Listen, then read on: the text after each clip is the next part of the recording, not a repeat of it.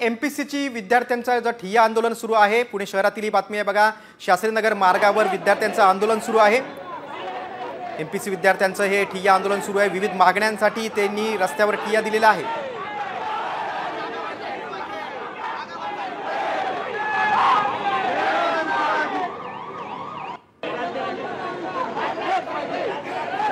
एमपीसीच्या जागा वाढीसाठी विद्यार्थ्यांनी आता ठिय्या आंदोलन सुरू केलेलं आहे। एमपीसीच्या पदभरतीमध्ये जागा वाढवा अशी मागणी या विद्यार्थ्यांची आहे। कॉमस्कोर नुसार आता isakal.com आहे देशातील नंबर 1 ची मराठी न्यूज वेबसाईट। प्रत्येक अपडेटसाठी isakal.com ला नक्की भेट द्या।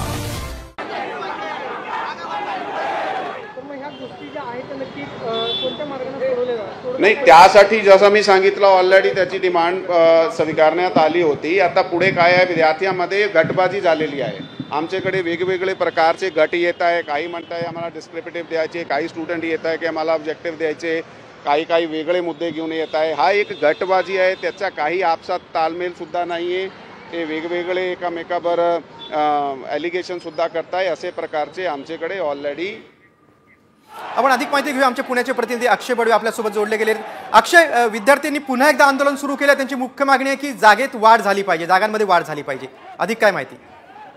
पुण्यातील शास्त्री रोडवर एमपीएससीच्या विद्यार्थ्यांनी पुन्हा एकदा ठिय्या आंदोलनाचा पवित्रा घेतला होता। मात्र योग्य वेळी पोलिसांनी मध्यस्थी केलेली आहे। पोलीस आणि विद्यार्थ्यांमध्ये चर्चा देखील सुरू आहे आणि आंदोलनाचा लवकरच संपण्याची शक्यता आहे। कारण विद्यार्थ्यांची जी जागेवाढीच्या संदर्भातली जी मागणी आहे त्याचं जे त्या बाबतीतलं सगळं जे निवेदन आहे ते देखील पोलिसांनी ऐकून घेतलेलं आहे आणि विद्यार्थ्यांची समजूत काढण्याचा प्रयत्न जो आहे तो देखील पोलिसांकडनं सुरू आहे।